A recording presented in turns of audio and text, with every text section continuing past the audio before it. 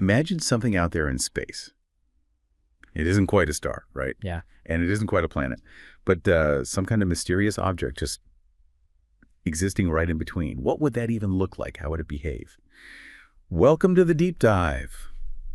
Today, we're plunging into the cosmic enigma of brown dwarfs. These are celestial bodies that, well, they've really puzzled astrophysicists for decades. You might have heard them called failed stars. It's a common nickname, but honestly, it sounds a bit dismissive. And our deep dive today is going to challenge that idea, maybe even overturn it. Our mission is to explore exactly what brown dwarfs are, why they've been so incredibly difficult to study, and how a truly rare discovery, this amazing find in a distant star system, is finally helping scientists unlock their secrets, potentially revealing them as a crucial missing link in the grand cosmic continuum. Okay, let's unpack this. It's a great topic, and what's fascinating here is that brown dwarfs truly occupy this unique space, this gray zone in the cosmos. They're just too small to ignite sustained hydrogen fusion in their core. That's, the defining thing for a star like our sun. Right, the fusion is key. Exactly. But they are far too massive to be simply classified as gas giant planets, like Jupiter, for instance. They really are in between. So if they can't sustain that hydrogen burning, do they do anything at all, fuel-wise? Yeah. To generate energy? They do, yeah, but it's very limited. They have just enough mass and pressure to fuse a little deuterium for a while. Deuterium. Oh. Okay, that's like heavy hydrogen. That's right, a heavier isotope. But they burn through that relatively quickly, and then, well, they just cool down over billions of years into obscurity. And another key physical characteristic, something that really sets them apart from stars, is how they're supported internally. Okay. Stars, like our sun, are held up by thermal pressure from all that fusion energy pushing outwards. Brown dwarfs aren't hot enough for that long term.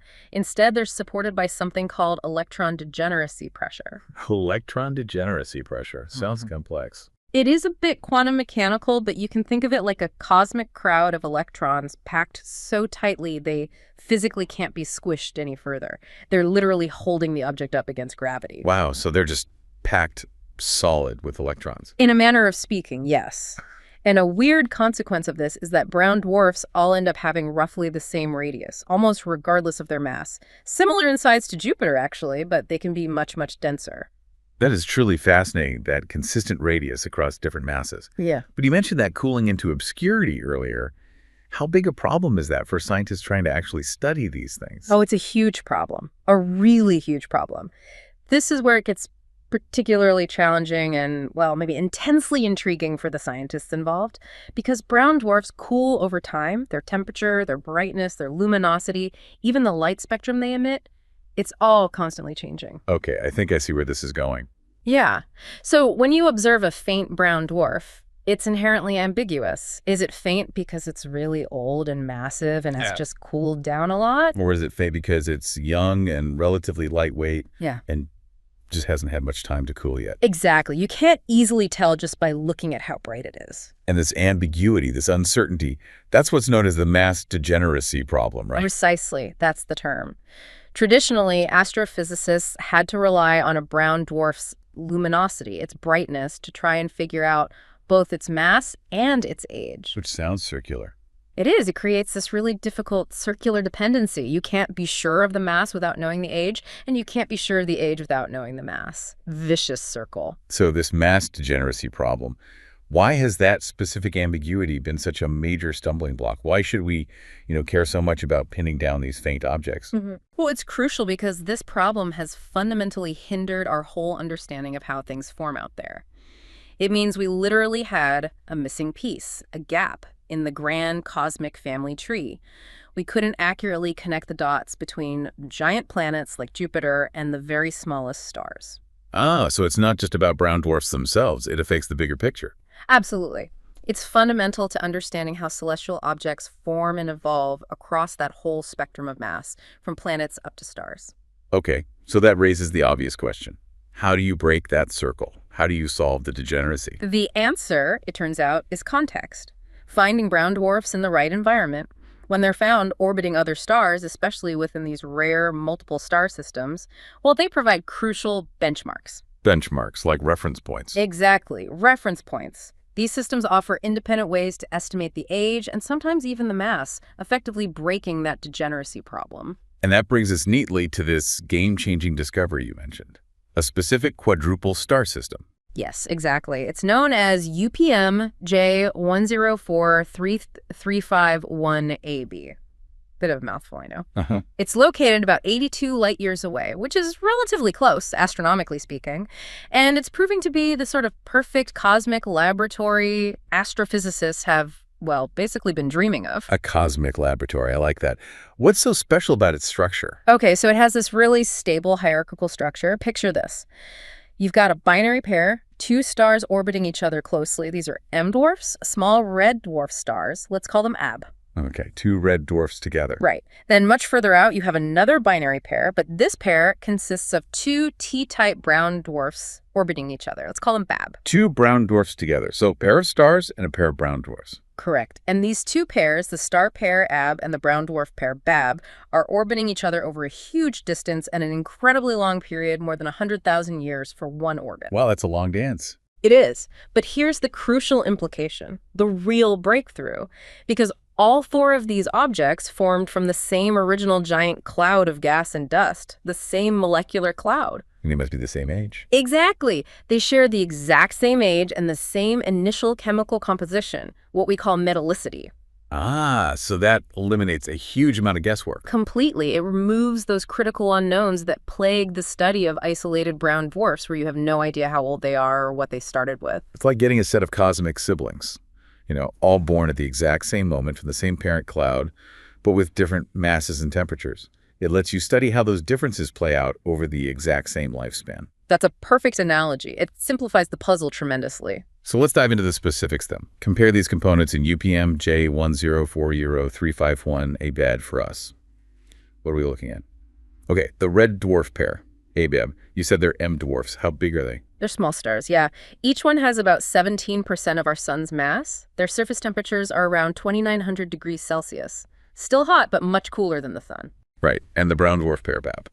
They're fascinatingly different, much smaller in physical size. Their radius is similar to Jupiter's, actually. Jupiter-sized, okay. But they are far, far denser than Jupiter. And their temperatures are, well, pretty chilly by cosmic standards.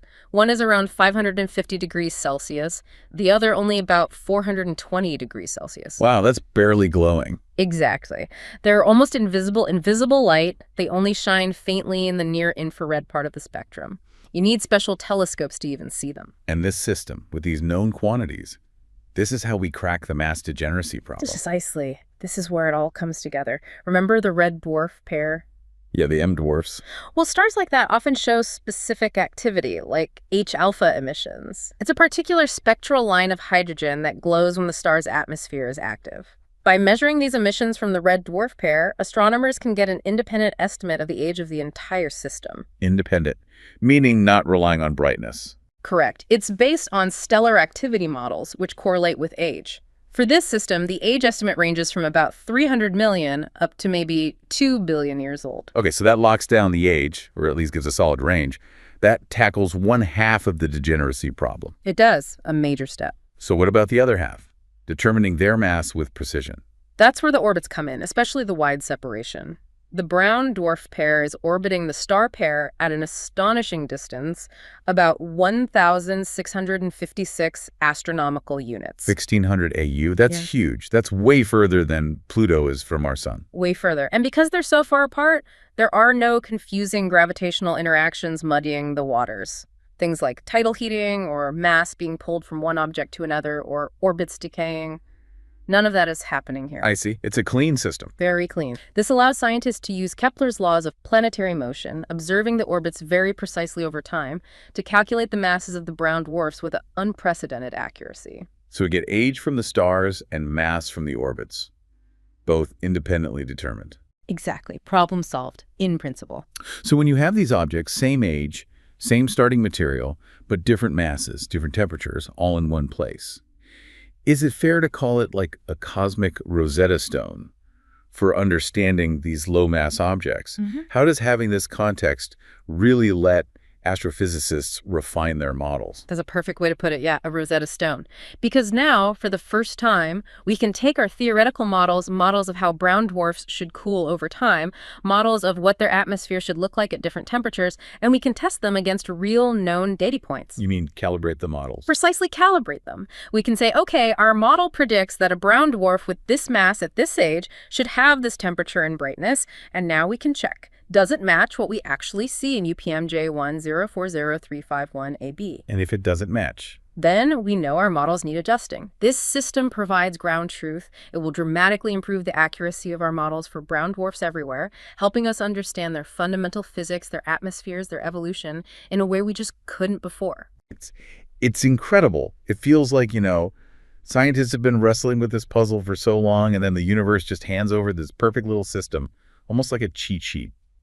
It does feel a bit like that sometimes, though finding it took incredible effort and technology. Right. None of this would be possible without some truly remarkable astronomical tools, would it? Absolutely not. This discovery really relied on cutting-edge instruments. The European Space Agency's Gaia mission, for instance, provided incredibly precise measurements of the star's positions and movements. Gaia's data was so good, it actually detected the tiny wobble of the Red Dwarf Pair caused by them orbiting each other, confirming it was a binary. Wow. Then there's NASA's Wide Field Infrared Explorer, WISE, which is crucial for spotting these faint, cool objects that glow mostly in infrared light. And finally, detailed follow-up observations, especially spectroscopy breaking down the light into its components, were done using instruments like the ASAR telescope in Chile. That's how they measured the temperatures and compositions. So, Gaia for position and motion, WISE for finding the faint heat signatures, and SOAR for the detailed analysis. That's a good summary, yes. Without that combination of powerful instruments, these incredibly faint, cool objects would simply have remained hidden, lost in the darkness. It's like you said, needing those special infrared eyes to see something that barely glows. Yeah. And the significance isn't lost on the researchers. Dr. Maricruz Galvez-Ortiz from the Center for Astrobiology in Spain, she put it really well. She described UPM J1040351AB as, quote, the first quadruple system ever discovered with a pair of T-type brown dwarfs orbiting two stars, making it, as she said, an utterly unique cosmic laboratory. A unique laboratory. That really captures it. And Professor Adam Burgasser at UC San Diego, another expert in the field, added that this system serves as both an age benchmark, like we discussed, for calibrating those low-temperature atmosphere models. Right. And also a mass benchmark for testing the evolutionary models, how brown dwarfs cool and change over time. It hits both key problems. That really underscores the value, doesn't it? Two benchmarks in one system. So connecting this back to the bigger picture, yeah, it really does feel like these brown dwarfs studied in this kind of detail are finally helping to close the gap. That gap between the biggest planets we know, the giant exoplanets, and the very smallest, coolest stars. Is it really bridging that cosmic continuum? Yes, I think that's absolutely the ultimate takeaway here. By providing these crucial, reliable benchmarks, reference points for temperature, mass, age, even metallicity scientists are gaining a much more comprehensive understanding of that whole range, the stellar, substellar planetary continuum, as it's called. Okay. It allows us to see how these different classes of objects relate to each other, how they might form along a continuous sequence rather than just being in separate boxes. It's about seeing the universe's creations as, well, more of a spectrum. A spectrum, not just distinct categories. I like that. Exactly. It helped us understand the formation processes that can lead to a giant planet versus a brown dwarf versus a tiny star. Are they fundamentally different processes or just variations on a theme depending on the initial conditions? This system helps answer that. And there you have it. Sometimes the universe's biggest answers aren't shouted by the grandest, brightest stars. Sometimes, maybe often, they're whispered in the delicate orbits of these rare, dim, almost hidden cosmic families.